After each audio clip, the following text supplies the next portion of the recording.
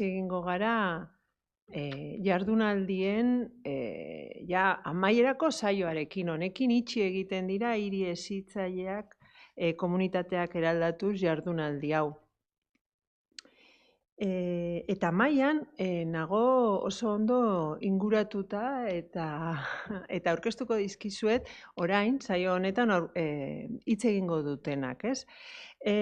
Batetik daukagu nire ezkerretara ertzean Aritz Tutor, bera da UPV-HUko irakasle eta ikertzailea, eta berak aztertu du batez ere espazioa eta gizartearen arteko harremanak, hori interesatzen zaio, eta nola eragiten dion batak besteari. Eta hain zuzen ere, berari ere mainguru honetan nahi genuen bera etortzea, pixka bat osatzeko, ez? Askotan hitz egiten da hezkuntzatik eta hezkuntzakoak hitz egiten dute hiri hezitzaileei buruz, baina zer daukate esateko beste disiplina batzuetakoak. Yo creo que la aportación de Aritz Tutor va a ser muy interesante en estas jornadas, en este último evento que hemos organizado dentro de las jornadas, porque por su formación viene del ámbito de la geografía y tenemos que también incorporar nuevas perspectivas, ¿no? Cuando hablamos de ciudades educadoras. Por otro lado, tenemos en la derecha, en la esquina, a Olaia Jiménez Arrieta, bera da Mondragon Unibertsitateko Humanitate eta Hezkuntza Zientzien Fakultateko irakasle eta ikertzailea, berak aztertu du inklusioa, herri hezitzaileak eta tokiko hezkuntza sareak eta euren arteko loturak, eta horre dira bere interesgune nagusia, jadanik tesia gai honen bueltan egin zuen, eta horretan jarraitu du gaur egun. Eta nire alboan daude, hain zuzen ere, bi herrietan lan egiten duten Raúl Luceño eta Itxaso Cruz. Ambos, Raúl y Itxaso, nos van a hablar ya de experiencias municipales concretas que nos interesa mucho en el País Vasco ver qué es lo que se ha hecho hasta ahora, ¿no? Y para eso experiencias pioneras y referentes son ambos dos municipios, ¿o no? Me dices así como... ya lo veremos, sí. Bueno, Raúl es en estos momentos técnico educador en el Ayuntamiento de Baracaldo, pero él por formación, bueno, ha pasado por la UPV, es educador social, ¿es el grado? No, el diploma, ¿no? El diploma de educador social tiene y ha trabajado con menores y también en el servicio Seukesan y ha sido fundador de la blog Educablog, que también es un referente en el ámbito y sobre el que ha publicado también, ha participado en la publicación de varios libros. Y Itxaso Cruz viene del Ayuntamiento de Errenteria, Errenteriko udaletik, eta bera da hezkuntza zinegotzia, eta bien artean, pixka bat, hiri hezitzaileen inguruan, gai honen inguruan, gure perspektiba osatu nahiko genuke, beraien esperientzia eta ekarpenekin, ezta? Bueno, pues empezamos con Aritz y precisamente ya lo tenemos todo organizado para que Aritz nos hable de... Claro, en las ciudades educadoras la educación aparece territorializada, ¿no? Y en este sentido el urbanismo y el territorio condicionan, sabemos que tienden a condicionar, lo que no sabemos es cuánto ni cómo. Yo quiero que, esa es la pregunta que te voy a hacer, Aritz, ¿cómo condiciona las dinámicas comunitarias el territorio, ¿no? Claro, Aritz va a hacer la presentación en euskera y creo, ¿no? Vale, va a hablar en los dos, bien. Si hay alguna cuestión sobre ello que alguien quiera que se le aclare, bueno, yo lo puedo resumir o lo que fuera, ¿vale? Venga. Bai, Bai, bueno, eguerdion, eta eskerrik asko, bai Karmele, Jon eta ekipo danari ona gaur gomitzaetik eta beste kideekin batera eztabaidatu ahal izateko. Nik aurkezpen txiki bat ekarri dut euskarri bisual bezala, esan bezala nik euskera egingo dut, baina bueno, tartekatuko dut, iré también metiendo un poco cosas en castellano para bueno, pues para hacer más inclusivo el discurso. Entonces, bueno, ni Ona natorre bai, nolabait espazioa aldarrikatzera, ni geografoa naiz, eta azkenean gu gizarte bezala beti espazializatuta gaude, ezta? Gizartea nolabait beti dauka leku bat non egon. Eta hori askotan ahaztu egiten dugu, lehen Joan Zubiratzek jarri ditu, ezta? Adibidera non argi dago, segunta zea usotan, ezta? Arrabal ez da berdina, edo Salt edo Mata de Pera ez dira berdinak, eta horrek badauka dimentsio geográfico argia, ¿está? Orduan, como ya decía la investigadora británica Dori Massey, ¿no? The space matters, el espacio importa. Y aquí he traído algunas citas, pare bat aipu, bueno, ikusteko nola espazioa garrantzia daukan, ezta? Guk bizitzen dugun modu hori edo gure esperientzia ezberdinak nola moldeatzen ditu eta nolabait ere nola baldintzatzen dituen espazioak, ezta? De hecho, hay gente que incluso que dice que hasta la raza, ¿no? Que es una construcción social, se llega a reproducir a través de tanto registros sensoriales y emocionales como de prácticas y procesos espaciales, ¿no? En torno a esto, por ejemplo, hay grandes estudios en Estados Unidos en torno a cómo se vive la raza y el racismo en el espacio, ¿no? Y eso, obviamente, cómo afecta a las comunidades. Y, bueno, por una cuestión visual, traigo este ejemplo. Hau adibide hau nik Katalunian ikusi nuen. Este ejemplo yo lo vi en Cataluña a través de Francesc Muñoz, que es un investigador que bueno, se hizo famoso, entre otras cosas, porque acuñó la urbanalización, ¿no? Y tomaba este caso en el que vemos, ¿no? Pues hay osasun zentru bat ikusten dugu, ezta? Eta hemen daukagun arazoa da, hau da, espazioa hau da, ezta? Baina adibide hau jartzen dut ikusteko nola guk espazioa produzitzen dugun. Hau da, nik gaur ekarriko dudan argudio nagusia, ezta? Edo hildoa nik erabiliko duna. Espazioa produzitu egiten da, bai? Espazioa soziala da, eta gu sozialki gaude, eta gaude produzitzen, ezta? Orduan hemen daukagu arazo bat, tenemos un espacio público y el espacio público que veis ahí en el centro, donde están las banquetas, donde están las sillas, está deshabitado, ¿no? No hay ningún tipo de interacción. Y entonces, cuando hicieron este estudio, dijeron, vale, bueno, vamos a ver, por ejemplo, dónde están las puertas, ¿no? Y entonces dijeron, vale, las puertas están orientadas aquí, ¿no? Está el centro de salud, que puede ser como un elemento aglutinador que atraiga gente en torno a eso, pero el espacio está así. Entonces, ¿cómo podemos crear espacio? Un espacio que ya existe, pero ¿cómo podemos crear esa comunidad, por ejemplo, o un lugar donde reunirse y que un espacio deje de ser un espacio abandonado, un espacio no muy atractivo para pasar, ezta? Eta orduan zer egin zuten? Jarri zuten beste ate bat hemen. Eta hor, ate bat jartzen, lortu zutena zen espazio hori edo espazio horri ematea zentralidade berri bat. Eta espazio horretatik jentea pasatzen hastea. Eta orduan beste bizi bat eman zioten. Eta orduan jenteak beste txikimendu bat izan zuen espazio horrekin. Bai? Hor guk fizikoki genukan espazioa, aulkiekin, zuaitzekin, ja, hor zegoen. Baina sozialki, espazio berri bat sortu zuten eraikinen konfigurazioa aldatuta. Bai? Eraikinen ezberdinen eta atean non zegoen jarrita, horrekin lortu zuten espazio hori sortzea.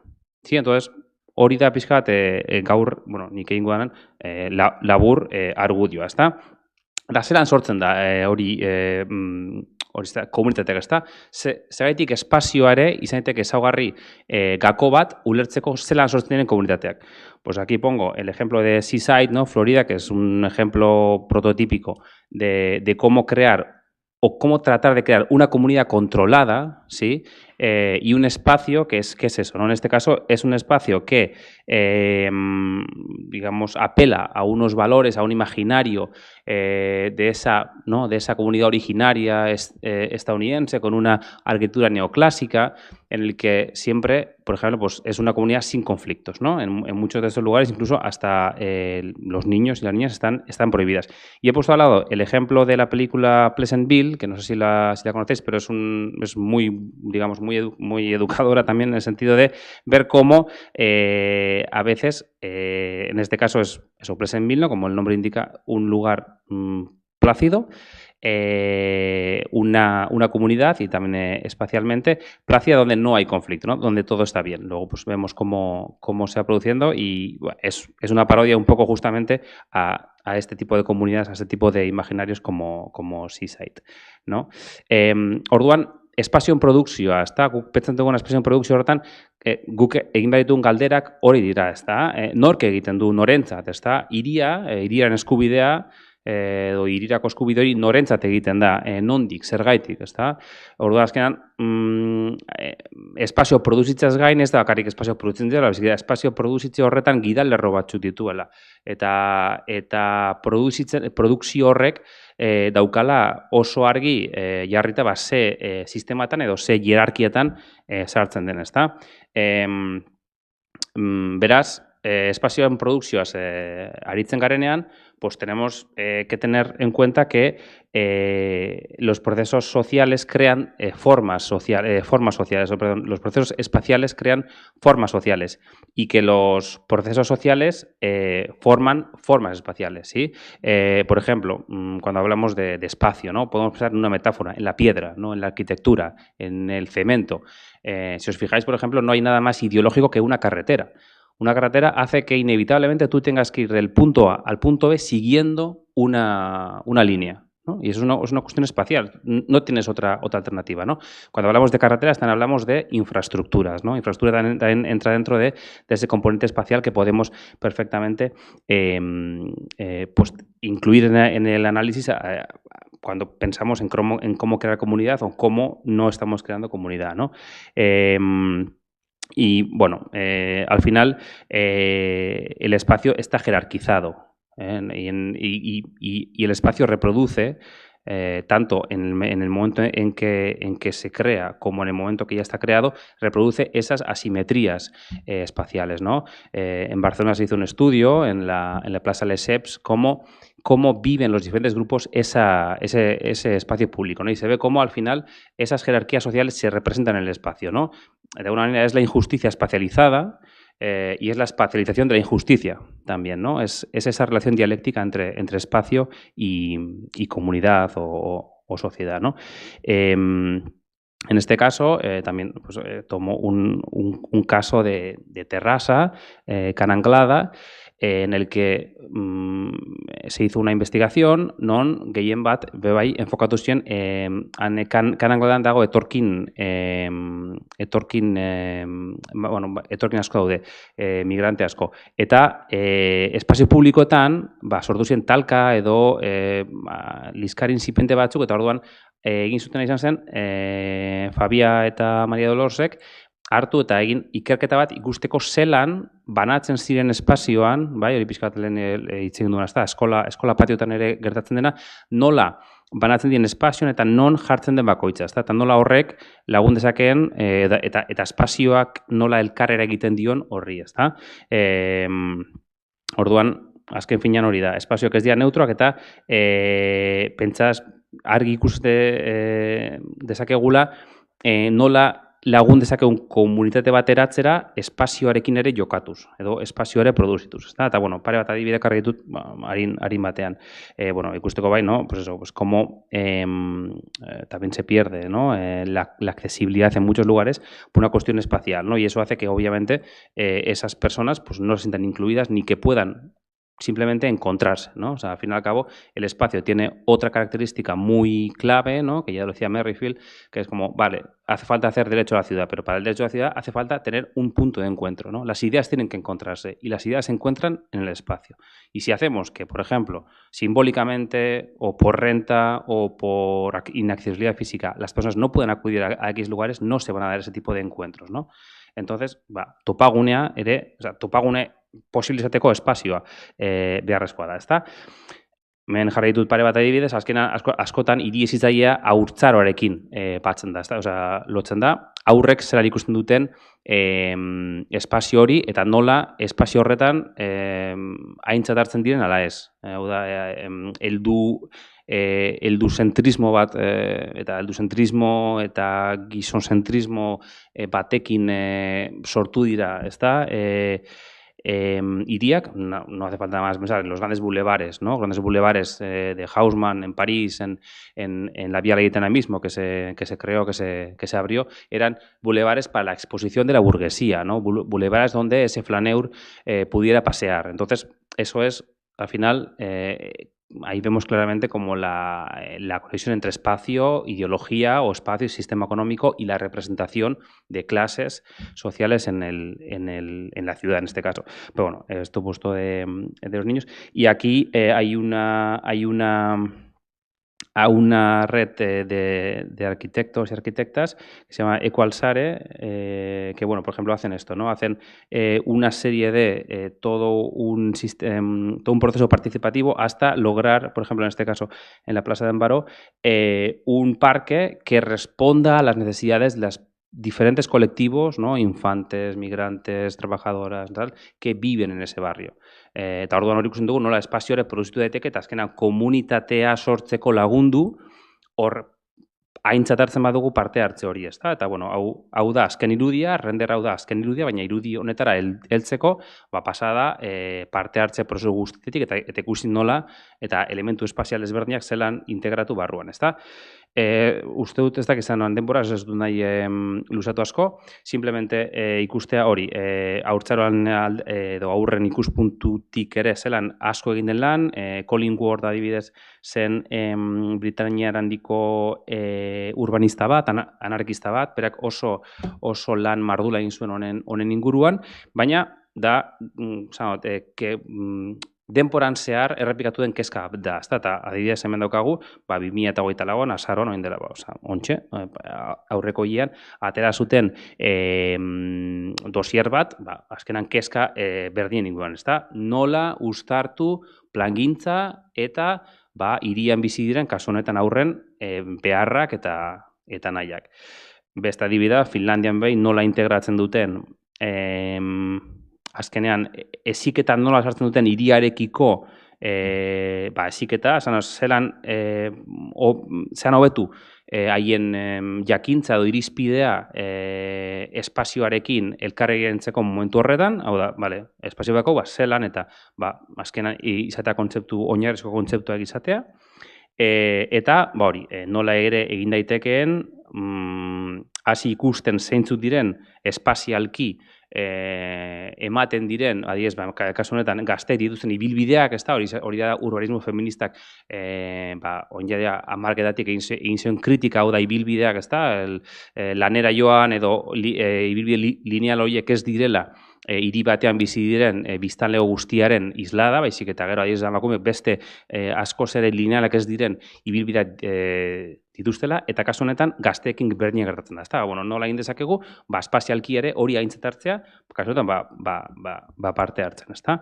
Eta simplemente azken adibide bezala, hemen Euskal Herrian, kasu honetan, hau da Donostiako plaza, orain iaztik daramatzate, protesta ezberdinak egiten, plaza nagusia, adibidez Barcelona Fem Plaza egin zuten, hori aldarrikatzea espazio horren beste erabilera bat, bai? Eta hori azkenan olako eserialdiak egiterakoan espazio produzitzen ari da baita ere, bai, ezta? Espazio hori abegikorrago egiten ari da bertan bizi diren kolektiboentzako.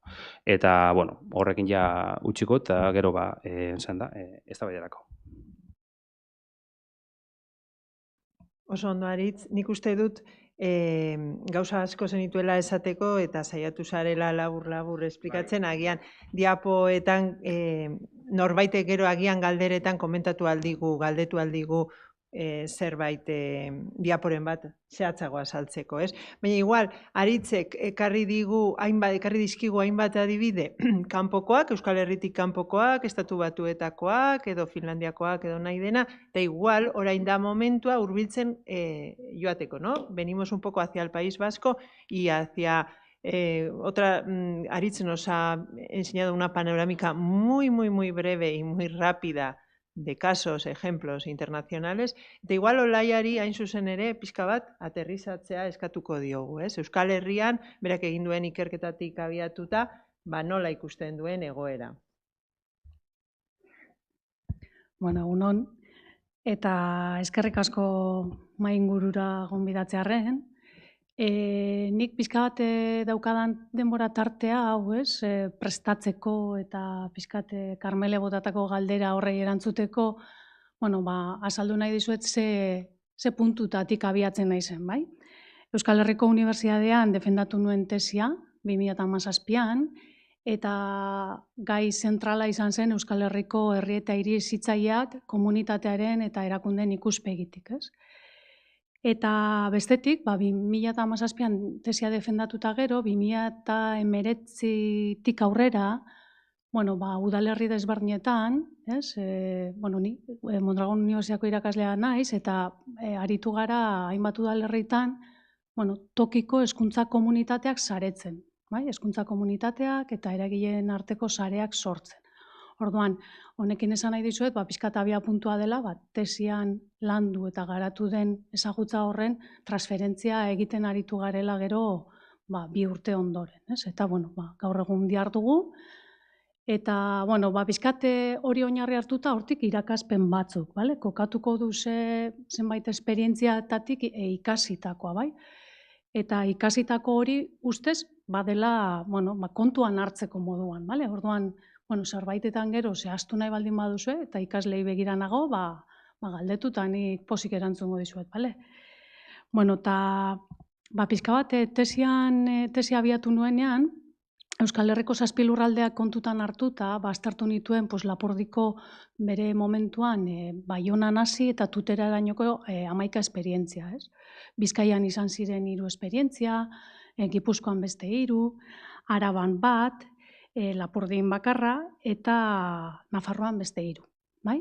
Orduan, hurbildu nintzen horiek ezagutzera, pixka bat, erakundeek abiatu zutelako herri garai horretan gehiago hitz egiten zen hiri hezitzaileen terminotan, eta Euskal Herrira etorrita herriak ere baditugunez, eta herrietan ere proiektu hezitzaileak eta prozesuak bideratzen direnez, herri eta hirien ikuspegiak biak integratu nituen tesian, ez? Eta horregatik, bai Gipuzkoan, Nafarroan eta tamaina ezberdinetako herriak ere badaude, eta gero hiriburuak ere bai. Orduan, pixkat ikuspegi horretatik, eta ondoren 2 urte beranduago, udalerri ezberdinetan arituta, zer esango nizueke, batetik igual interesgarra izan leike, eta igual zuen ikuspuntua jarrita, herri eta hiri hezitzaileak badituztela egitura desberdinak, ez? Nazioarte mailan badago nazioarte mailako hiri hezitzaileen sare bat, eta udalerri batzuk hemen hori asko landu duzu eta badakizue. Estatu mailan ere badago beste egitura bat, ez? Estatu mailako hiri hezitzaileena, eta Euskal Herrian ere badaukagu sare bat, oinarrik sortu duena, 2020tik saretze lanetan dihardutenak, eta hor, ia 40 udalerri inguru ere badaude saretuta, eta nolabait esango genuke, hezkuntzari bere lekua egiten, udalerriko esparru horretatik, eta Euskal Herria hezitzaileago bat lortzeko xede horrekin, ezta? Bakoitzak bere lan ildo eta balioetatik, baina badauzkagu, pixkat egitura desberdina, eta iruditzen zitzaidan hori pixkat gaur eta zuei begira, etorkizunean gai honetan interesa baldin bakozue, garrantzitsua zela hau azaltzea, ezta? Esango nuke baita badagoela, behin proiektu hauek nola hasten dira, edo nork hasten ditu. Galdera horren abiapuntuan, oroar, badago olako bultzada nagusi bat, eta hori udaletatik dator. udalek hartzen dute nolabait abiapuntuko lidergori, eta badago hor asmo konkretu bat, izan balio konkretu balantzeko, izan hezkuntzaren esparrua ordenatzeko, antolatzeko eta horretaz pentsatzeko, eta batzutan bultzada hori badator komunitatetik, eta komunitatea bultzatuta abiatzen du udalak proiektu honen, egitasmo honei abiapuntua jartzen dio, ezta? Eta hau ere importantea da, hasierako prozesu hauen hasierako momentuetan hezkuntzari leku egin behar zaio, hainbeste leku ez daukan espazioetan, eta horrekin esan nahi dut udalerrietan hezkuntzari agendan eta pentsamentuetan eta gogoetatan eta estrategian leku egin behar zaiola. Horregatik abiapuntuko baldintza importante bat eta hau, hezkuntzari buruz gogoeta egiten hastea udalerrietan.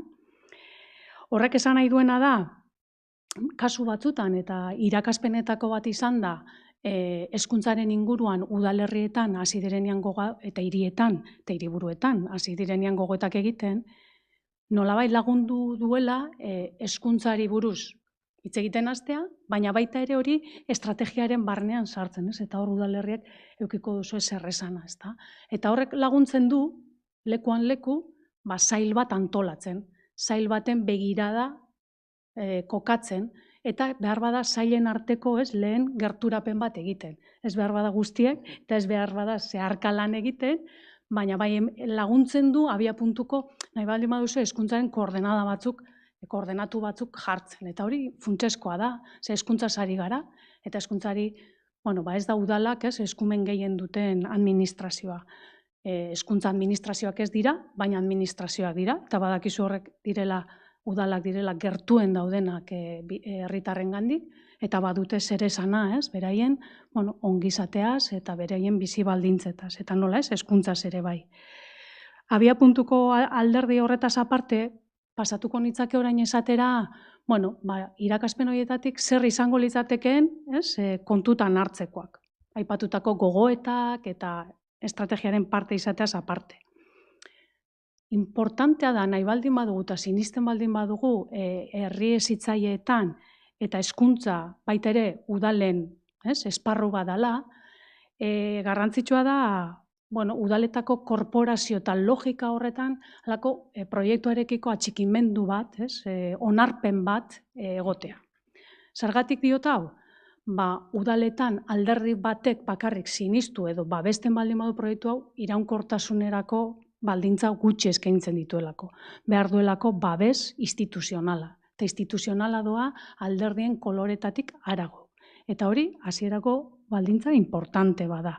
Sinistu egin behar dela esan da lehen publikotik, eta hori importantea da. Eta sinisten dugula adierazteko modu bat da korporazioek onartzea, gure herrian hezkuntzari leku egingo digula, eta gure komunitatearen garapenean hezkuntza ardatz importante bat izango dela. Eta hori da apostu bat.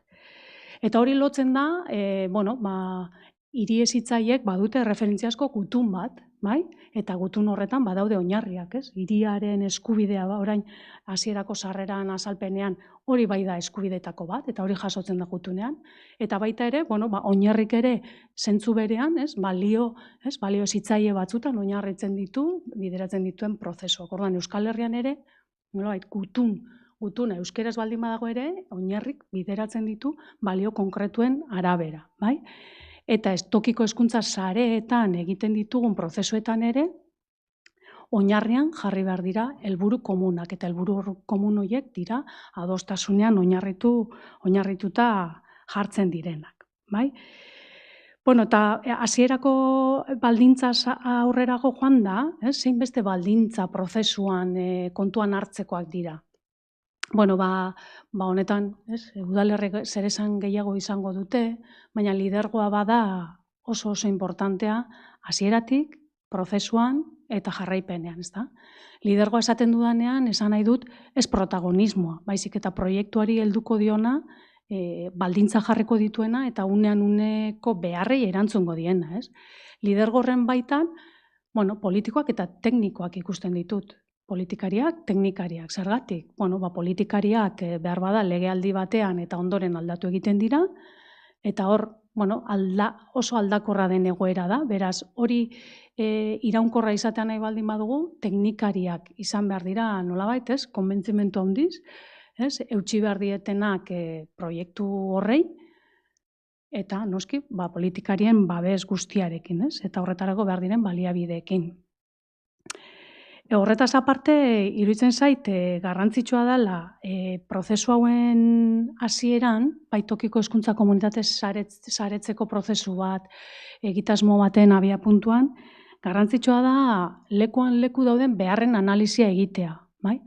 Mailan hitz egin da asko eskola segregazioari buruz, baina ez da behar bakarra, behar gehiago daude, eta iruditzen zait herri hezitzaileen xede nagusi bat izan behar dela ongizate komuna. Eta ongizate komunaz arduratu behar garenez behar ditugu udalerrietako beharren analizia. Eta hori nola egin daiteke? Hori egin daiteke diagnostikoen bitartez. Hezkuntza esparruko diagnostikoak leku garrantzitsua hartzen dutela ikasi dugu.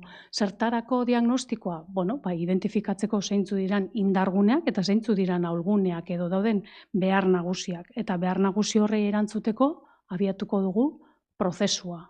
Irudikatuko dugu lekuan leku zein beharrei erantzun behar dutzen lekuan lekuko herri hezitzaien proiektu horrek. Eta hortik irudikatzen joango gara herri eredu bat. Zen norabidetan landu behar dugun herri eredu hori. Diagnostikoa bera prozesu importante bada, ez da dokumentu soil bat. Diagnostiko bat egiteak eskatzen du, ezberdinen arteko ikuspegiak espazio komun batera ekartzea. Eta horrekin esan nahi dudana da, eskolak egon daitezkela, baina hezkuntza eragileetatik harago ere beste sektore eta herritarrak ere parte hartu dezaketela diagnostiko horretan.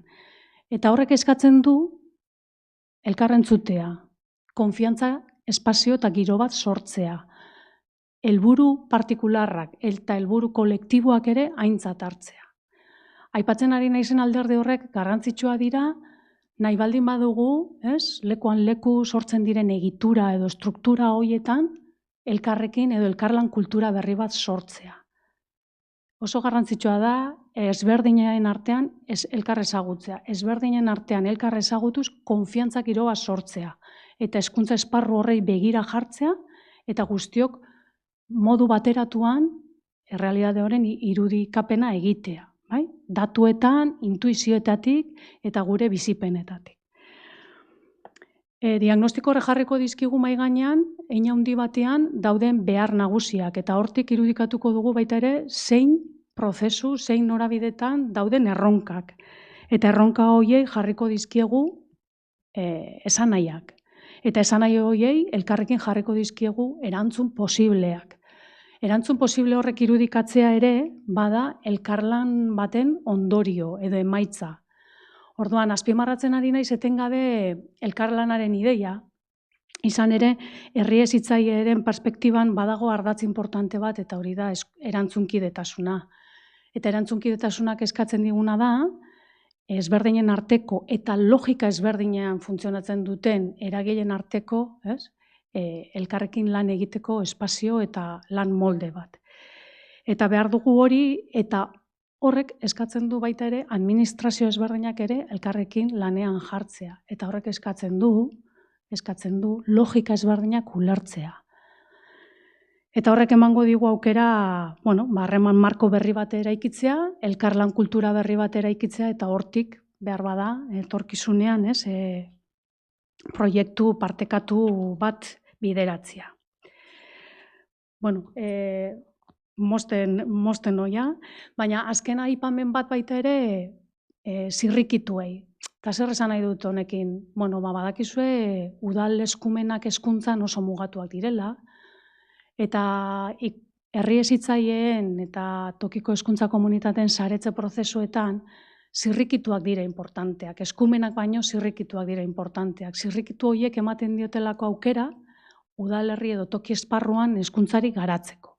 Zirrikitu horietan sortzen dira, udalerrietan kontatuko dituzten hainbat esperientzia, eta zirrikitu horiek ematen dute aukera logika ezberdinen arteko elkarlanari. eta hortik abiatuta sortuko diren proiektu komunitario berriak. Bueno, eta aipamen txiki bat baita ere prozesu hauen ebaluazioari eta sozializazioari. Iruditzen zait, bai lekuan leku egiten den hori ebaluatzeko tarte hartu behar dela, ikusteko prozesuan zehar egiten diren urrats horiek ezarritako helburuen lorpenera bideratuta daudela, eta bestetik proiektu hauen sozializazioak. Zer esan nahi dut honekin? Sozializazio prozesu horretan askotan arreta gehiago jartzen dugu, sortu dugu egitura hau, sortu dugu udal eskola kontseilu bat, sortu dugu hezkuntza mahai bat, sortu dugu hezkuntza eragileen langune bat, baina hori bezain beste edo gehiago edo garrantzia gehiago dauka, nola lan egiten dugu, nola lortu dugu guk ona iristea, zer egiten ari gara elkarrekin, zertarako egiten ari gara, ez? Horrek uste du sozializazio horretan edo proiektua ezagutzera ematerako orduan garrantzia handia edo gehiago hartu beharko lukeela, ezta? Eta, utziko dut bestea igual galdera tartentzako, bale? Eskerrik asko, Olaia, nik uste dut oso lurzoru ona jarri diguzu, kokatu ahal izateko Barakaldoko eta Errenteriko kasuak, ezta? Eta nik igual, Rauleri emango diot hitza, ezta? Barakaldon zer egiten ari diren hezkuntza arloan esplikatzeko, ez? Bueno, eguerdion, eskerrik asko ekitalde honetara gonbidatzeagatik. Eta, bueno, bai Olaiari, bai Joan Subirasi entzun eta gero, agian igual ja hiriezitzaileen kontzeptua argi geratu dela, gutxi gora bera. Barakaldon, bueno, pues garbi zegoen, pues hori, hiriezitzaile bihurtu nahi genuen, pues igual erronka berriak aurre egiteko, gizarte beharrak, baita gizarte beharrak ere, bueno,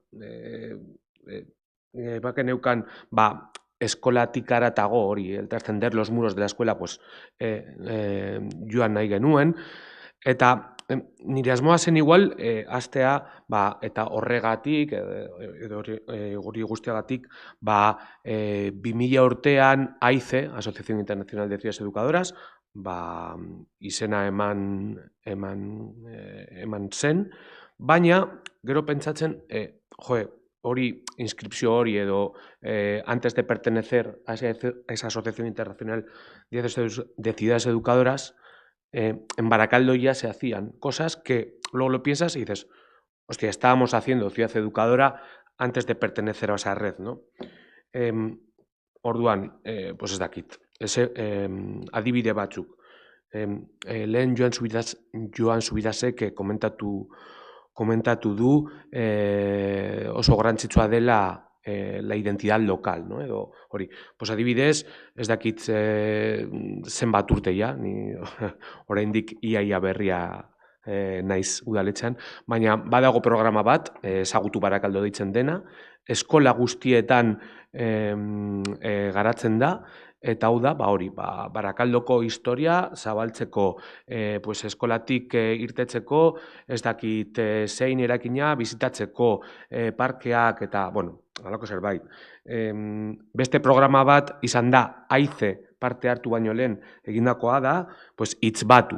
Hau da, elkarte edo enpresa batek, enpresa bat, joaten da eskoletara, ipuin bat sortzeko, ikasleekin gero argitaratzeko, eta dena, bueno, udaletxetik, eta, bueno, pues hori, Olaiak esan duena, gero hori zabaltzeko hirian, baina. Gero, bueno, beste batzuk naturgela, sostenibilitateari dauzkion beste proiektu bat da, patios abiertos, hau da, eskola eskolako ordutegietik kanpo patioak irekita daude, umeek esparru hori erabiltzeko.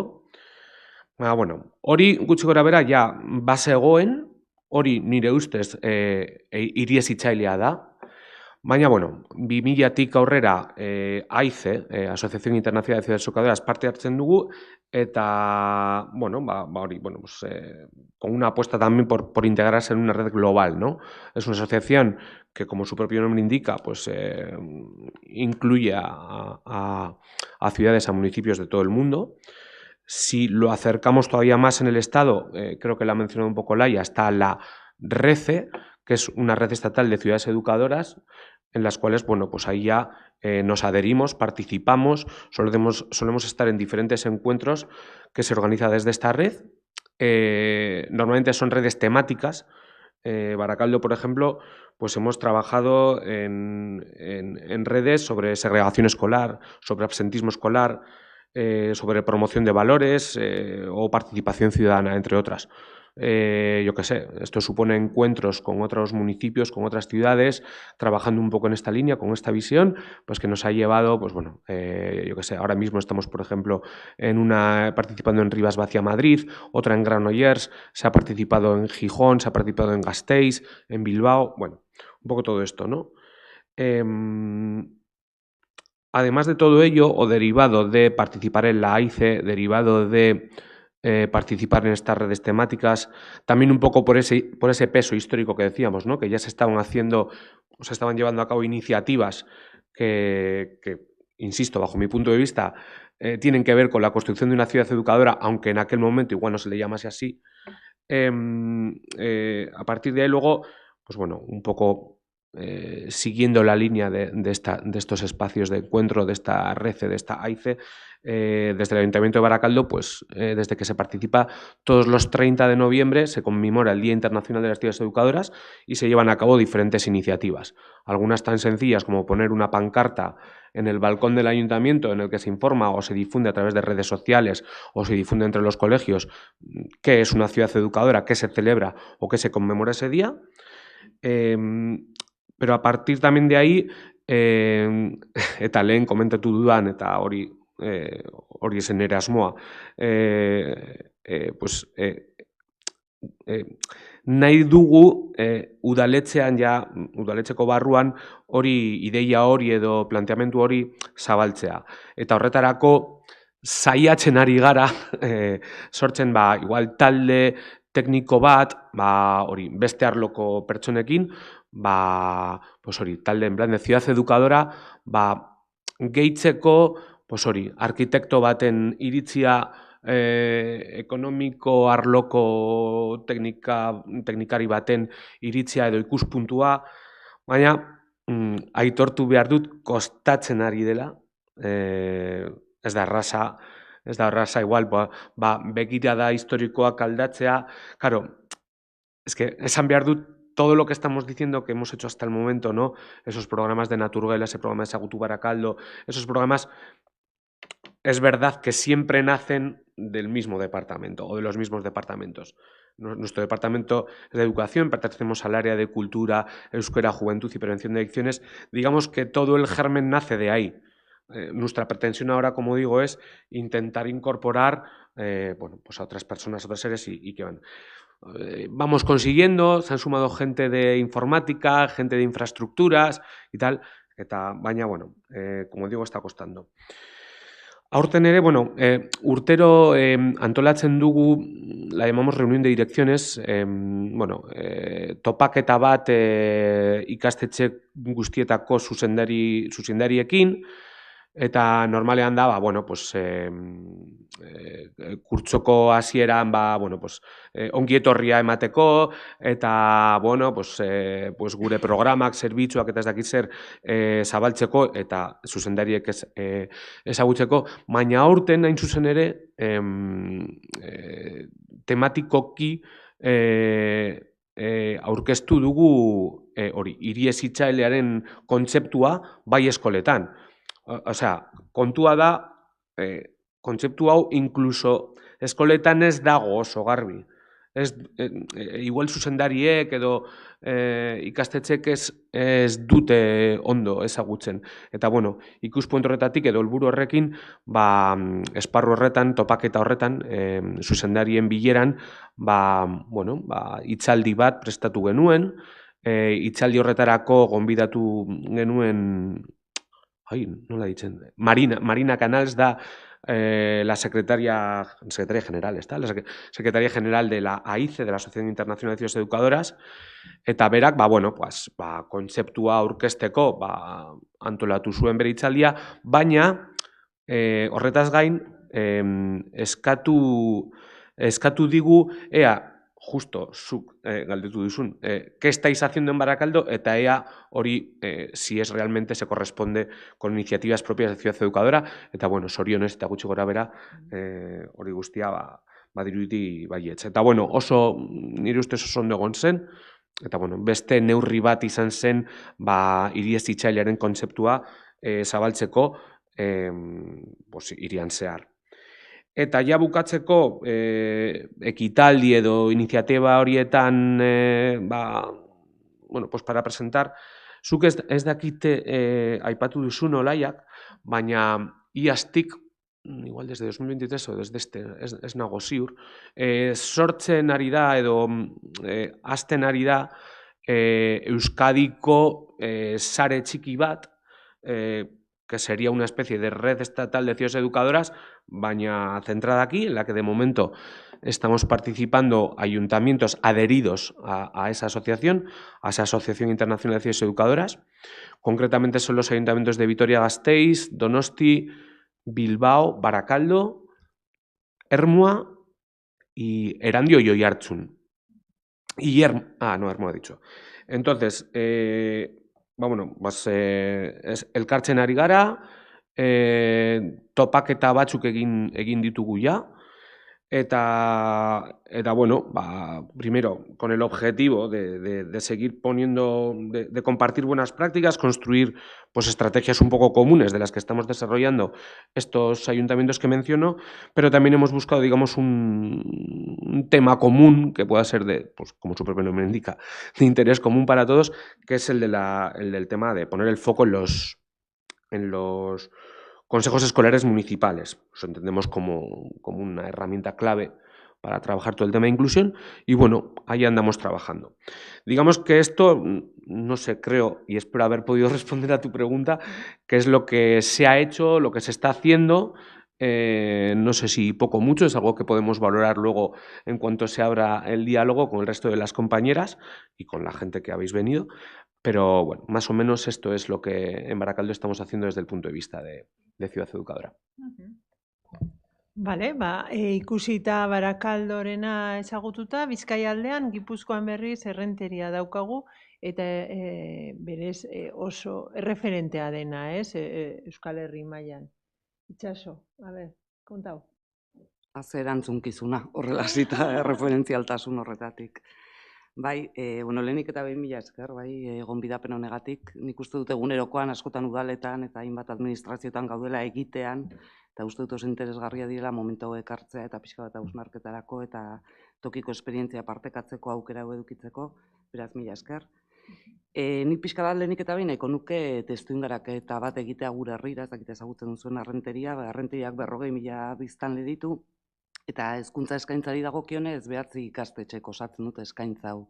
Baditugu 3 ikastetxe HH-LH-ko publikoak, 3 ikastetxe bigarren hezkuntzako publikoak eta 3 itunpeko ikastetxe. Orduan, txikia da handia, baina bada nahiko anitza daukagun eskaintza, eta pixka bat errealitate hau artikulatzeko jaduela urte asko hezkuntza ardatz hartutako prozesu bat abiatu genuen errenterian, eta horren lehen oinarria izan zen Udal Eskola Kontseiluaren osaketa, araudia sortu zen 2014an, eta hortik Udal Eskola Kontseilua eratu zen, eta pixka bat, uste dutela momentu batean aipatu du, Udal Eskola Kontseilu hori sortzen denean, eta lehen bilera horiek egiten direnean, oso azkar ikusten da behar badagoela diagnostiko partekatu bat egiteko. Bai, beharrezkoa dela nolabait ikusiaz lehen aldiz ikastetxe guztiak eta eragile ezberdinak biltzen direnean ikusten da badagoela, bakoitzak bere realitatetik eskaera batzua dituela, behar batzua dituela, eta hortik oso argi ikusten da, eta nik uste dut hori izan zela prozesuan klabea izan zena Olaiak dion bezala, edukitzeko gure hezkuntza realitatearen argazki orokor bat edukitzeko behar hori ikusi izan. Bai? Eta egia da, Udal Eskola Kontseilua momentu horretan iruditu zitzaigun, ez zela, kaso talderik operatiboena, eta horti bai sortu zen, gaur egun oraindik martxan dagoen zuzendarien taldea, badela ikastetxe 9 zuzendarik osatutako zuzendarien taldea, bai, eta talde horrek nolabait hartu zuen helburu bezala diagnostiko partekatu honen osatzea. Bai. Ari gara 2017-2018 urtean, lantaldea osatzen da, eta kide guztien konpromisioarekin hasten gara Errenteriako hezkuntza diagnostiko partekatu hori sortzen. Bai. Olaiak esan duan bezala, diagnostiko horrek bai eskatzen zuen babes instituzional bat edukitzea, bai, eta nik uste hortan ere lanketa berezia egintzela momentu horretan. Bai, alde batetik zuzendariekin beraiekin adostu zen sozializatuko ziren atalak, eta nola sozializatuko ziren, eta sozializazio hori egintzan ikastetxeetan, sozializazio hori ere egintzan udalean batzorde politikoan, bai, eta Udal Eskola Kontseilua berortan onartu zuen diagnostiko hori, bai. Eta bertan jaso ziren datu ezberdin asko, bai, eta batzuk aipatzearren bertan jaso zen ikastetxe publiko eta itunpekoen arteko orekak eta desorekak, genero banaketak, 2019an jaso zen ISEK mailaren araberako bai ikastetxeen egoera, ikastetxeetako aniztasun oreka desorekak ere jaso ziren, eta gainera diagnostiko hori berez eguneratu egintzan 2021an, eta horten dagokigu berriro eguneratzea, eta eguneraketa horretan beste adierazle batzu gehitu ziren, besteak beste hezkuntza premia berezien datuak, eta hauen banaketa ikastetxeka, bai matrikula biziako datuak, eta horre gainera aukera eman zuen nolabait bilakaera bat ikusteko, bai, lehen diagnostikotik bigarren diagnostikonen eguneraketara. Orduan, diagnostikonek bai eman zuen aukerak ikastetxe bakoitza zituen erronketatik aratago edo beharretatik aratago herri mailan zeuden hezkuntza esparruko erronkak identifikatzeko eta zerrendatzeko. Bai? Eta nolabait danak elkarlanean erronka horiei erantzun artikulatuak emateko, erantzun bateratuak emateko. Bai? Eta egia da hortik abiatuta, Udal Eskola Kontseiluak nolabait hezkuntzan egiten duten eragile ezberdinen inplikazioa bat zuen, baina egia da ikusi zela beharrezkoa zela ere herri hezitzailea jomuga genuen horretan nolabait osatzea begirada hori beste ikuspegi batzuetatik, bai, eta hortik sortu ziren gaur egun ere saretze horretan funtzionatzen ari diren hainbat egitura berri, adibidez familien sarea, non biltzen diren ikastetxe guztietako guraso elkarteak edo guraso batzordeak, bai, ulertuaz eta sinistuaz gurasoak seme-alaben hezkuntzan duten inplikazioaren eta eskolatzen maitzen arteko korrelazio positibo horretan, eta espazioa sorraraziz nolabait familien parte hartzeari eta familien arteko saretze horri. Bai, eta era berean familiak ere badira lehenesten diren zuzendarien taldean eta Udal Eskola Kontseiluan lehenesten diren erronka horiek ere elikatzen dituzten nolabait familia hauek eta ezaugarritu egiten dute herri mailan dauzkagun erronka horiek. Bai. Eta hortaz gain, azken urteetan, eta horten ja egitura nahiko finko bezala ezarria dagoena, bueno, finko eta mugituko dena 1000 aldiz eta behar den guztietan, baina Udal Eskola Kontseilu gazteare martxan jarri dugu, ulertzen genuelako hortan ere beharrezkoa zela aurreta gazteen begirada txertatzean labait herriko politiketan eta herriko erabakietan, bai. Eta, bueno, hortaz gain beste hainbat egiturare badaude, baina pixka bat Olaiak ondo ezagutzen du gure esperientzia bertan egon delako hasieratik, bai. Baina pixka bat berak esaten zuen baldintza eta guzti horien nik uste dute, bueno, egitura guzti hori saretze lan hori egin dena herri mailan ulertuaz azkenean hori dela garrantzitsuna, identifikatu behar direla herri hezitzaile bezala dauzkagun erronka komun horiek eta modu bateratu batean erronka horiei aurre egin behar diogula emanaz bakoitzari behar duena, bai, ekitatearen izenean. Daniola sarrera moduan. Bueno, sarrera moduan honek balio digu eztabaidara sartzeko. Eta eztabaidako lehenengo gaia plazaratzea dagokigu eta da eztabaida publikoan azken aldian, presentzia hartu duen, esparru publikoan presentzia hartu duen gai bada, segregazio eskolarrarena, eta EAEko komunitateak badu segregazio eskolarran errankinetan, segregatzen duen eskola bat badaukagu, ez herri guztietan eta ezta? Baina egon badago arrazoi sozioekonomikoengatik eta jatorri arrazoiengatik, fenomeno hori identifikatu eta detektatuta. Lehen gai tabu bat zena, bestalde segregazioarena, hemen inoketzuena gehiegi aipatzen, ari gutxiago politikariek. Zer egin daiteke udal mailatik edo dinamika komunitario batetik segregazioari apur bat gai hori lantzeko, bideratzeko,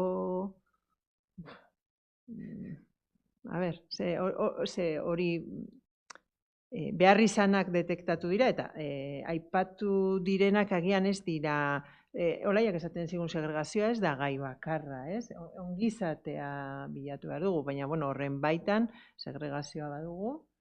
Eta hor jarri nahiko nuke fokoa, bakoitzak bere esparrutik, bere ardura desberdinengatik, ikerketatik, arlotik edo herrietan, horren inguruan zerbait landu, egin daitekela, zelan ikusten duzue, eta edozeinek.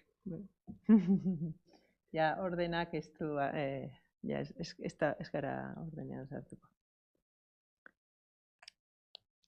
Ni uste badia zuen.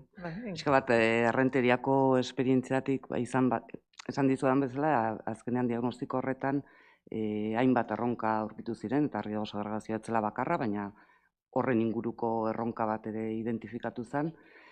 Eta azkenean diagnostikoa egintzenetik errenterian, 2022 arte bi erronken lanketan aritu ginen, eta horietako erronka bat lotuta zegoen honekin, egin genuen diagnostiko horretan, aldagai ezberdinak aztertu ziren, aipatu dizkizudanak batzuk, eta aldagaietako bat izan zen irudikatu zuena pixka bat segregazioaren irudia eta nola zegoen realitatea errenteriako hezkuntza komunitatean, Eta emate dizkizuet, igual datu batzuk pixka bat zenbakitara jetxiaz erakutsi zutena pixka komunitatea, hezkuntza komunitatea. Diagnostiko horretan aztertu ziren datuetan, naiz derrigorrezko hezkuntza etapetan, ze berez diagnosiak hartu zuen ere 0-2 urte tarte hori, naiz sare publiko eta kontzertatuaren arteko banaketa nahiko parekatua zen, ikasle etorkinen banaketari erreparatu genionean, HH eta LH-ko ikasle etorkinen 80-84 bitarte, sare publikoa matrikulatuta zeuden. Eta DBH-ko kasuan 74 uste dut. Eta zehazki badago, eta esan dizu behatzi ikastetxe buruzari garela, zehazki badago ikastetxe batek, jasotzen zuen ikasle etorkinen 45%. HH-LH-ko kasuan eta DBH-ko kasuan 35%. Pixkat ikusteko zenbakitara ematean eta ez dela sentsazioa, zela momentu horretan, diagnostiko horretan atera ziren datuak, eta gero gainera egintzen egunerak eta horretan ikusten pixka bat joera hori bere hortan mantendu zela, ez zela aldaketarik egon. Eta beste hainbat datu ere aztertu ziren, honekin lotuta daudenak, hezkuntza premia berezia dituzten errenteriako ikasleriaren 74% sare publikoan zegoela ikusi zen, eta eraberean ikusi zen ikastetxe motaren arabera eskolatze batzordeak kudeatutako ikasleen 81% sare publikora bideratzen zela. Orduan, nolabait diagnostiko horrek eta datu horren analiziak argi utzi zuen ikastetxe jakin batzuetan sozialki desabantaila egoeran zeuden aurre eta gazteak bertan zeudela. Bertan konzentratzen zirela, eta esan dizudan bezala bereziki ikastetxe batean. Eta hitz egiten dugunean desabantaila egoera hori guk aztertu gena momentu horretan lotuta zegoen alde batetik atzerritar jatorrikoak eta baita maila sozioekonomiko baxukoak, bai? Ze 2019ko ISEK mailaren arabera ere aztertu ziren ikastetxeak. Orduan, udalak nolabait konpromiso hori hartua zuelako eta horregatik hasi zuelako ibilbide hori, uste dudalako Laiak esan duen bezala, uste dut oso importantea izan zela momentu horretan borondate argi bat edukitzea udaletik eta momentu horretan zeuden pertsonetatik, baino udal osoatik, bai, konpromiso horretatik, hezkuntza eragileekin bat eginez, hasi ginen hainbat lanketa egiten, bai martxan jartzen hainbat proiektu komunitario, horietako bat nik uste dut oso garrantzitsua izan zen, eta gaur egun oraindik modu zabalean martxan dagoena, bai, izan zen aniztasunari harrera egiteko ongietorri eskola proiektua, bai, eta hori momentu horretan ikastetxe batean martxan jarri izan, baina gero zuzendari taldean egin zen balorazioa zela eta ikusi izan, interesgarria zen, eta momentu honetan gaur egun ikastetxe guztietara zabaldua dagoen proiektu bada, proiektu komunitario garrantzitsu bat, eta era berean, eta naiz esan dugun bezala, ez den udal eskumena hezkuntza, baina hor bai aurkitu zen zirrikitu bat, horietako zirrikitu garrantzitsu bat, bai, eta Errenteria martxan jarri zen tokiko eskolatze batzordea proiektua. Bai, justu herriko eskola segregaziori heltzeko asmoz. Bai, Eusko Jaurlaritzako Hezkuntza Saila eta Errenteriako udalaren artean lanketa komun bat egin zen, eta hasi ginen tokiko eskolatze batzorde pilotajea, berez prozesua gehiago iraun zuen, baina bere hortan 3-4 hilabeteko pilotaje bat izan zen. Bai, ikusten zelako hezkuntza sailak ere bazuela preokupazio bat argi zegoela banaketa desorekatu hori ere ikusten zutela eta preokupazio horri heldu nahian, erronka horri heldu nahian pilotaje hori egiten hasi ginen. Hau da, 4 hilabetez matrikula biziko eskaerei, bai, Errenteriako tokiko eskolatze batzordeak Gipuzkoako Hezkuntza Lurralde Ordezkaritzari aholkua ematen zion ezagutuaz tokiko realitatetik zein zen ikastetxeen realitatea segregaziori zegokionez, bai, aholkatzen zuen, eta hori da realitatea, aholku emaile izaera zuela tokiko eskolatze batzordeak, bai, aholkatzen zion Gipuzkoako Hezkuntza Lurralde Ordezkaritzari noraz zen egokien, bai, desoreka hori orekatzea aldera, bai, noraz zen egokien bideratzea ikasle hauek, bai, orduan, zirrikituak dira, baina nik uste badirela zirrikitu interesgarriak eta beste hainbat badaudela, eta adibidez kasu horretan ikuste du bere alderdi gazi gozoekin eta eduki zituen bere alderdi ere gaziak eta bere zailtasunak, baina nolabait horrelako esperientziekin ere demostratu zen hain beharrezkoa den administrazioen arteko lanketa posible dela, bai, eta hori frogatu zen. Naiz egia den momentu horretan ikusi zen azkenean eragiten zela matrikulazio bizi horretan, epez kanpo datozen ikasle horietan, eta orduan eragin eremua oso txikia zela, eta azkenean esperientzia horrek ere frogatu zuen, akaso hartu bat zirela erabaki matrikulazio ereduan erabaki edo aldaketa integralagoak egin behar zirela, eta egiten ari ginen horrek akaso ez zuela eraldatzen bere osotasunean, nik uste dut esperientzia bezala interesgarria dela eta demostratzen duela, ez? Gero lege berriak eta hitz egiten duenean administrazioen arteko lanketari buruz, horrelako esperientzia bat egin genuen, eta ikuste dut interesgarria izan zela bere hortan. Bale, ez dakit besterik. Bai, gustatuko litzaidake komentatzea, oso interesgarria iruditu zaidala, batez ere koordinaketa hori edo lankidetza hori bai Eusko Jaurlaritzarekin hori hor dago koska, nire ustez, batez ere gure arloan hezkuntza eta matrikula bi bat tramitatzeko eta halako gauzak kudeatzeko beharrezkoa da. Kontua da, batzuetan oso zaila dela. Ni pentsatzen ari nintzen, eta, Errenteriako irudia edo diagnostiko hori, zu komentatu duzun diagnostiko hori, Barakaldoko egoera, orokorrean nahiko antzekoa izan daitekela. Orduan, Guz, komentatu nahi dut, gu saiatu ginela programa experimental bat azten, en plan de segregazioko indizeak murrizteko eta izan zen modeloa eskuela siman deitzen den proiektua, alianza edo ez dakit nola deitu, baina alianza, pues yo que sé, entre una escuela vulnerable y el Guggenheim, por decir, edo Gurutzetako ospitalekin, proiektu bat sortzea, baina ikastetxe zuzen batean. Gure con toda la ilusión hasi ginen, baina batean guk ez genekien hori ere Eusko Jaurlaritzatik bultzatzen ari zirela, eta ez dakiz zer, batean gu gainera berritzeguneko laguntzarekin geunden, baina batean baina eske ja hori Eusko Jaurlaritzak egiten ari da ez dakit zein udalerrietan, eta ez dakiz zer, eta, bueno, batean horrela. Orduan, momentu hartan nik ikusi nuen ze importantea den, baina tira, no? ¿Qué más da? Osea, pues ya zu, baina igual kolaborazioko edo esparru bat igual bilatu behar dugu hori aurrera eramateko. Baina, bueno, ez dakit. Osea, baina argi daukat, osea, premiazkoa da, beharrezkoa dela koordinaketa hori edo lantalde hori administrazioen artean segregazioko arazoa irtenbidea bilatzeko.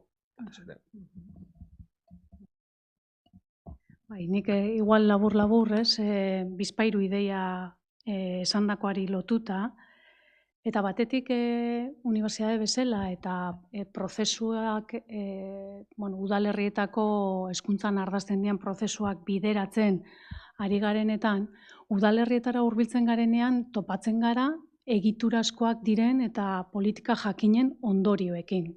Eta ondorioetako bat, eta gorpuzten dan egoera edo errealitate bat da, eskola segregazioa, besteak beste.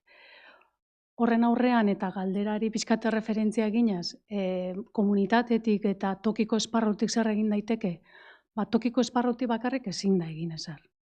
Hori bat, eskola segregazioa ebasteko terminotan.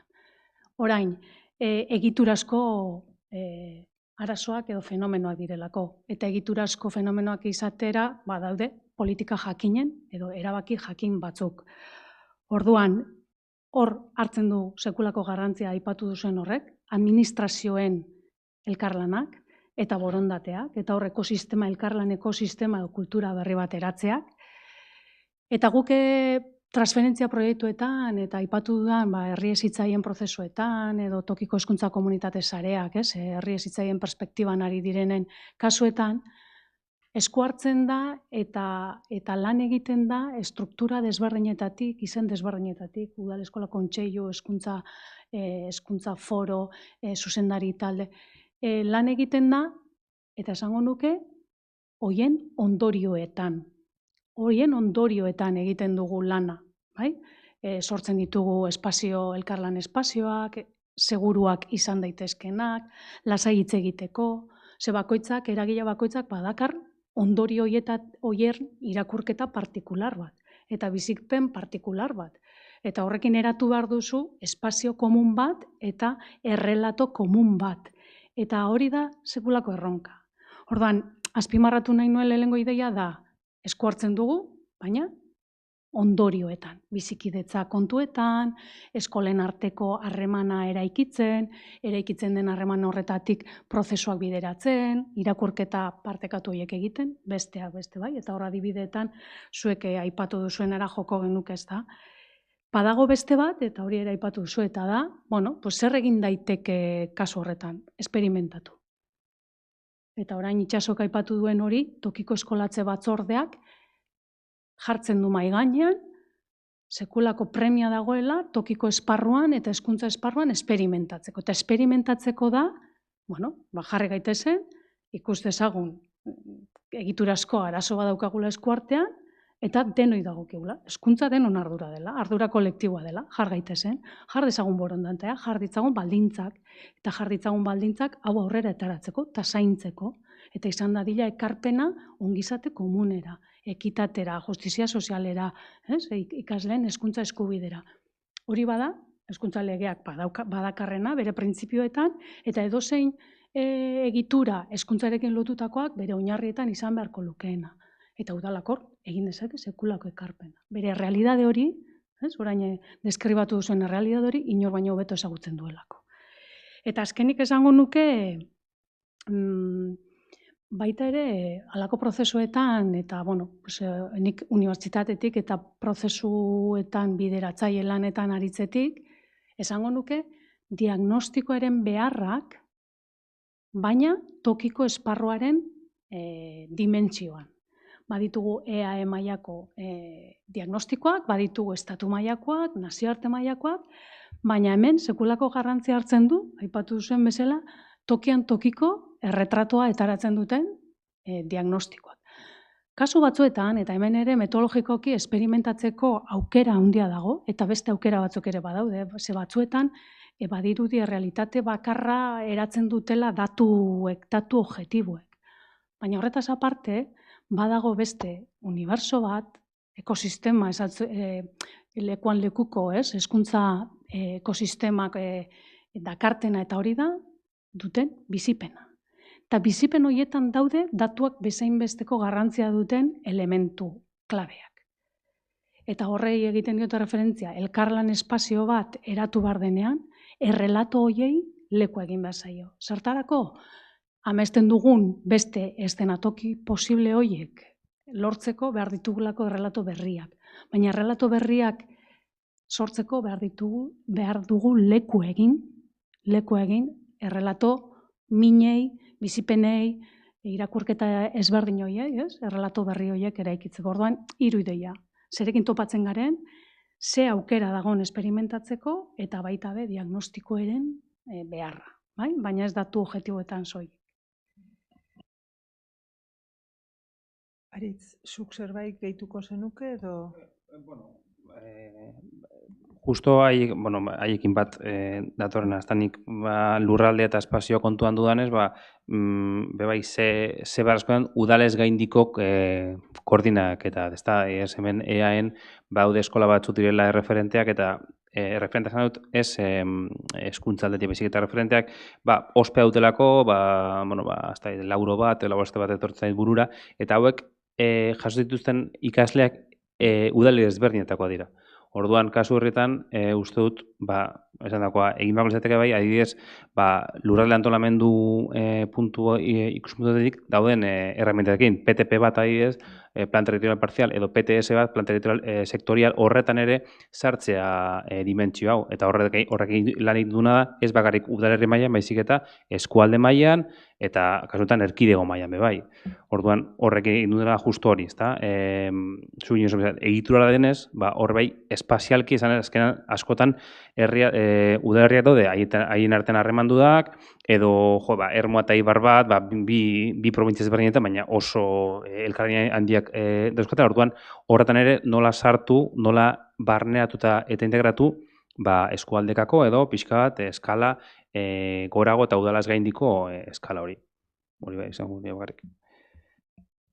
Nik uste dut herrietan behar duzuela jentea aritz moduan, txertatu Barakaldon eta ideiak, nahi izatea, txertatzea eta lan egitea kontu hauetan, eta segregazioa hitz egin dugu, baina orain inklusioaz, ere uste dut dela dagokigula hitz egitea, inklusioa da hezkuntza legeak, 2023ko legeak aipatzen duen helburua, hortzimuga bat, hor dauka jarrita, eta inkluso herramienta bat aipatzen du, Udal Hezkuntza Kontseiluen herramienta, los consejos educativos municipales aparecen en la ley por primera vez, recogidos en una ley educativa en la Comunidad Autónoma Vasca, y Rentería ya nos ha comentado que pusieron en marcha no un consejo educativo municipal, sino escolar, pero bueno, más o menos sería algo parecido, entiendo.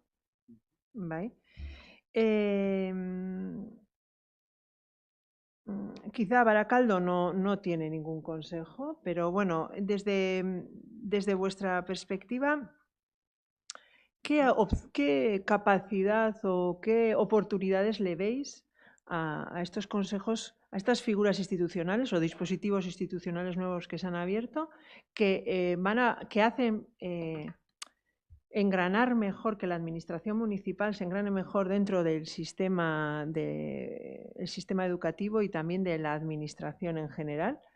Y se supone que hartzen duzuela herrietatik, errekonozitzen zaizuela aukera gehiago edo potentzialitate bat hor aritzeko, ez? Orain arte ez duzuena errekonozituta izan, ezta?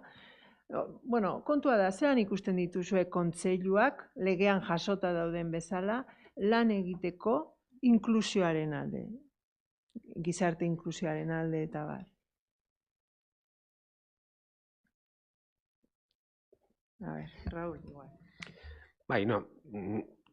Bueno, lehenik eta behin, la ley menciona explícitamente los consejos escolares municipales, pero también dice que se puede, Ya. o sea, no obliga. No está diciendo, bueno, ya está, por ley, los ayuntamientos tenéis que montar un consejo escolar municipal. Dicho lo cual, y respondiéndote muy rápidamente, creo que a veces el nombre da un poco igual. El poder fomentar órganos de participación de estas características en las que toda la comunidad educativa pueda estar representada, familias, alumnado, entidades, tejido asociativo, no sé, lo que queramos, lo podemos llamar X, pero que se dé esa conjunción, que es de lo que venimos hablando cuando estamos hablando de ciudad educadora, creo que es lo básico. Y luego, pues también lo que yo creo que venimos subrayando durante toda la jornada, que haya un respaldo y que haya un apoyo decidido, político, técnico, financiado y no sé, o sea, entonces la nomenclatura me da igual, pero yo creo que los efectos a nivel de inclusión son obvios y lo que pasa es que tiene que haber una apuesta decidida. E incluso, como decía antes este hombre, Subirats, pues que igual hay, según el espectro que se quiera mirar, es que igual ahí tampoco interesa que se dé esto, ¿no? Entonces, pero bueno, a lo que voy es que puede ser un consejo escolar municipal, se puede llamar una mesa local de infancia, yo qué sé, llamémoslo X, pero que sobre todo que esté plasmado y que esté respaldado y que cuente con la seguridad que pueda dar, entonces, sin más.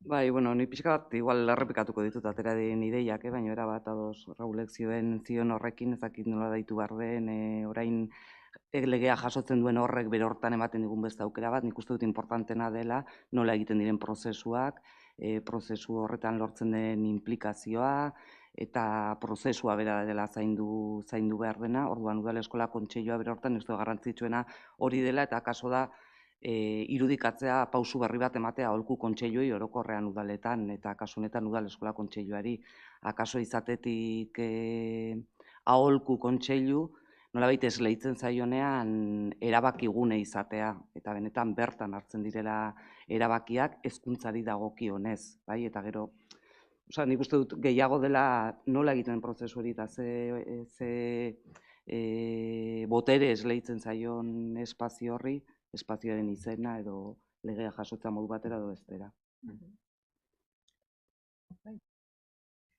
Bai, igual, argiago ezin da esan, orduan bat egiten dut esandakoekin.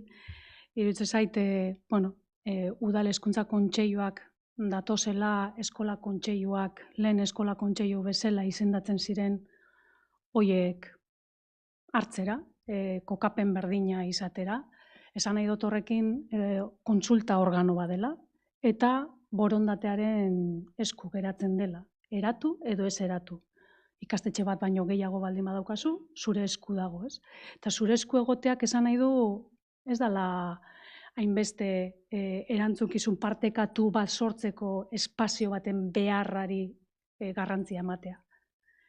Orduan borondatearen esku guztiak arrisku hori daukala uste dut, hori hasteko. Iruditzen zait, egiten den keinu bat dela udal eskola kontseilu izatetik udal hezkuntza kontseilura pasatzea. Orduan, eskola edo arautua den eremu horretatik jauzi txiki bat egiten dugu arautua eta ez arautua den esparrura. Eta, hori nolabait aukera bezala azpimarratu daiteke. Aukerak ikusten saiatu eskero, Beste aukera bat izan daitekena da, hezkuntzaren gobernantza tokiko esparrura ekartzea. Eta hau da, behar bada, mai honetan, azpimarratu eta garrantzia ematen ari garena modu batera edo bestera. Eta nik horri helduko nioke, helduko nioke aukera bezala, laguntzen digulako aktibatzen komunitatea, Sinisten baldin badugu hezkuntza kontseiluak egin dezakela tokiko esparruan eragin eduki dezakegu aukera hezkuntza tokiko esparruan garatzeko.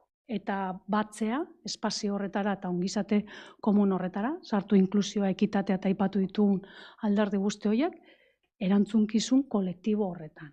Orduan, aukera horiek ikusten ditut batetik, gertatzen dena da udal eskola kontseiluari egozten zaizkion hainbat jarduera konsultiboak direnak soilik, behar bada ez direla momentu honetan udalerrien eskura dauden zereginak. Ikaspostuak, eskola plangintza eta hezkuntza premia bereziei lotutako ikaspostuen horren esparrua oso urruti geratzen da momentu honetan, gutxi esperimentatu delako, eta berriz heltzen diot idei horre, gutxi esperimentatu da, esperimentatu den kasuetan ikusi da, nun dauden aukerak eta nun mugak. Orduan, gutxi esperimentatu da, eta egitura bat izateak, esango nuke, ez duela bermatzen hezkuntzaren gobernantzari helduko zaiola udal mailatik, Orduan, zer beharko genuke? Garrantzia gehiago ematea egitura honei, benetan eragin dezakelako. Egitura hau sortu aurreko baldintzei erreparatuko nioke, hau da, elkarlan kultura berri bat behar da, esan den terminotan, hau egiazko bihurtzeko. Udalek beraien estrategietan hezkuntza sartu behar dutela bai edo bai, eta pixkat eskola plangintzaren jabekuntza edo jabetu behar direla gehiago, eta hor, urratsak egin, gero hezkuntza kontseilu bat, dinamizatu eta aurrera eman izateko. Eta horrek, ekartzen du baita ere lidergo bat, hezkuntza kontseilu hori lidergoa behar dute, eta benetan sinistu udalerriek eraldaketarako gaitasuna dutela, Eta hau izan daiteke abiapuntu bat baldin eta aurreko guztia baldin badago. Hoxe. Bueno, igual ordubete pasada, baina hala ere galderaren bat gauden apurrak gelan.